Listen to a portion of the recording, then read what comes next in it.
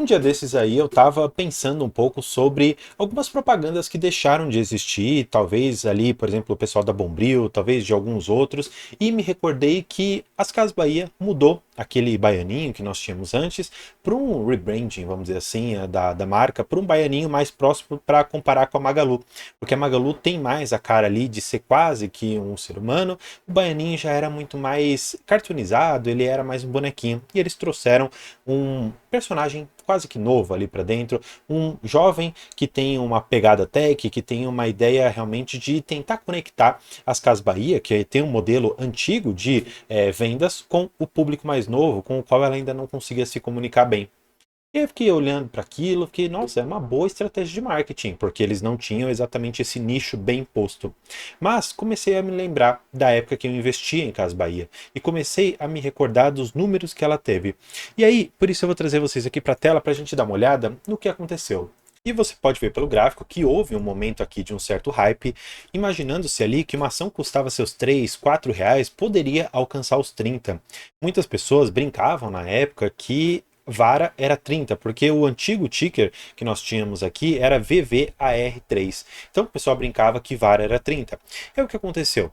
As ações hoje da Bahia, né, elas mudaram de ticker porque eles decidiram mudar, vamos dizer assim, a cara da empresa, porque eles iam dizer que era apenas Via, não era mais Via Varejo, era apenas Via, porque eles queriam mudar um pouco aquele estigma de ser um varejo de uma loja física, eles queriam mais uma vez se reconectar com algum público que ele não tinha conseguido fazer de forma tão sábia como ele fez com o pessoal mais velho. É o que acontece. Ele mudou para Via 3. E aí o que aconteceu? Nós tivemos uma derrocada nas ações, muitos problemas vieram, como, por exemplo, ali um esqueleto que eles tiraram do armário, que era uma dívida trabalhista muito grande, e desde então as ações elas vieram de uma queda muito grande. E aí então eles decidiram mais uma vez mudar o nome da empresa para Atão Bahia. Muito por conta de uma nova gestão que voltou, talvez exatamente pela família que criou ali as Casas Bahia, ter voltado para dentro da empresa, isso fez com que ela quisesse dar uma nova cara. Claro, mudar o ticker não muda efetivamente nada. Mudar talvez a gestão, mudar talvez a política da empresa poderia sim fazer algum sentido. E por que eu estou te mostrando tudo isso? Fazendo uma conexão lá com aquela ideia da propaganda, com isso daqui. Eu fiquei pensando, como é que será que estão os números hoje? De uma empresa que eu já investi, mas saí faz um tempo. Primeira coisa que eu sempre gosto de olhar numa empresa de varejo é a questão do seu endividamento. E eu vou trazer você para a tela. Aqui nós vamos pegar a saúde financeira. E o que eu gostaria muito de alertar aqui para vocês? As questões de curto e de longo prazo. Em termos de longo prazo, o passivo, que é esse roxinho, ele estaria bem tranquilo. Agora, o azul, que seria o ativo, no longo prazo estaria tranquilo.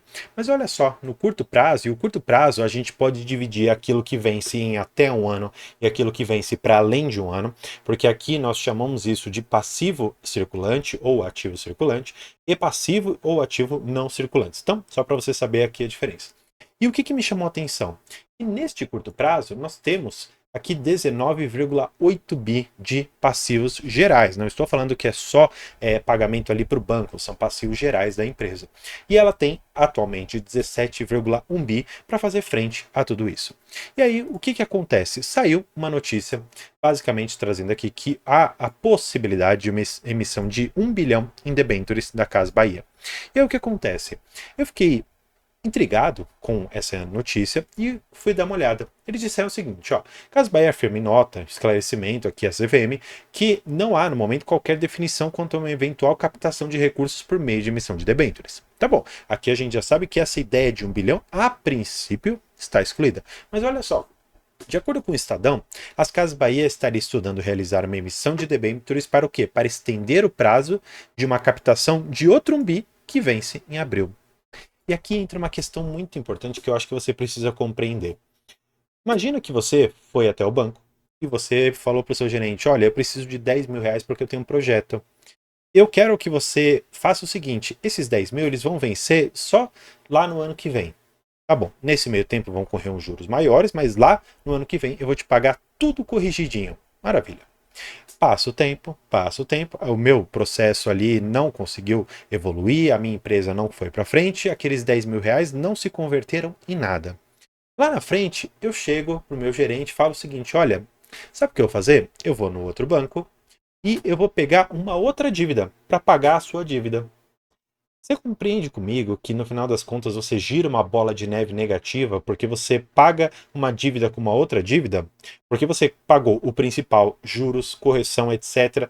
E você fez uma outra dívida que, inclusive, maior, que os juros vão ser maiores, que a correção, consequentemente, também vai ser bem chata para esse tipo de endividamento. E por isso que eu gostaria muito de entrar com vocês em algo que é muito importante de a gente sempre recordar, que é o fluxo de caixa das empresas, tá bom? Eu não quero trabalhar assim todo esse monte de número aqui, porque eu sei que é complicado, mas eu queria apenas olhar com vocês esta parte aqui final, tá bom? Que é o fluxo de caixa de financiamento, porque aqui, para mim, mora uma das principais questões que nós temos aqui nas Casas Bahia, tá? Vou mudar aqui para ficar mais fácil de ver. Ó, vou colocar aqui, porque aí a gente consegue enxergar com bastante clareza todos os itens que eu quero passar. Quando eu falo de financiamento, é mais uma vez a ideia de um banco, tá bom? Você pegou aqui dívida. Nós temos o pagamento do principal. O que seria o pagamento do principal? Então lembra aquele exemplo que eu te dei dos 10 mil? Os 10 mil seriam os próprios principais, porque é o dinheiro que veio. E aí eu tenho os juros e eu tenho ainda a correção. Então, basicamente é o seguinte: imagina que você pegou aqueles 10 mil, a IPCA mais 5. O seu principal é aqueles 10 mil. A sua correção é o valor do IPCA num determinado período e os juros é aqueles mais 6, por exemplo. Então, basicamente essa é a ideia. E o que acontece? Quando você olha para tudo isso aqui, você percebe que tem uma captação de 5 bi, você tem um pagamento de principal de 6,4 e você ainda tem mais 1 bi de juros. Claro, tem questão de arrendamento aqui, mas eu não vou entrar muito nessa parte, tá bom? Eu só quero ficar nessas três primeiras aqui. Eu vou até deixar grifado mais uma vez para a gente olhar para isso daqui, tá bom? Olha só. É muito importante você compreender que esse tipo de empresa ele tem uma situação bem complicada em termos de caixa. Ele tem que saber gerir muito bem esse caixa. E o que acontece? Os analistas eles estão fazendo algumas projeções para as Casas Bahia. E aí você pode pensar o seguinte: tá, André, nessa situação vamos vender? Olha, de acordo com os analistas, não. De acordo aqui com 10 analistas, o caso é para manter. De acordo com eles, sim, pode ter uma chance de, em 12 meses, o ativo chegar a 9,80, tá bom? Tem uma possibilidade aqui disso acontecer. Numa média, 38,26 e no máximo R$ 75. Confesso que de todos esses preços, me parece que nenhum deles vai efetivamente ser realizado, tá bom? Não porque eu não acredito no ativo, não porque eu não queira que o ativo vá bem, não é nada disso, é porque eu tenho algumas projeções. E olhando aqui, por exemplo, para os resultados, eu acho que aqui a gente consegue estabelecer alguma coisa. Ó, em termos de contabilidade, qual foi o lucro ou prejuízo, né, do terceiro tri? Foi na casa aqui de 836 milhões de reais. Eu fiz uma contazinha aqui e eu cheguei a um valor de 580 milhões de prejuízo para o quarto trimestre de 2023.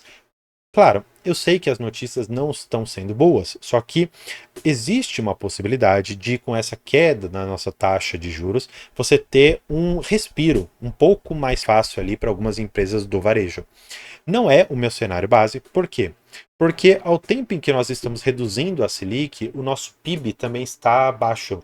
E como você tem um produto interno bruto em níveis bastante reduzidos, você não tem um estímulo ao consumo, especialmente daquele consumo supérfluo. Supérfluo, por exemplo, de você tem um notebook que está funcionando, você vai comprar outro, talvez você pode deixar para depois.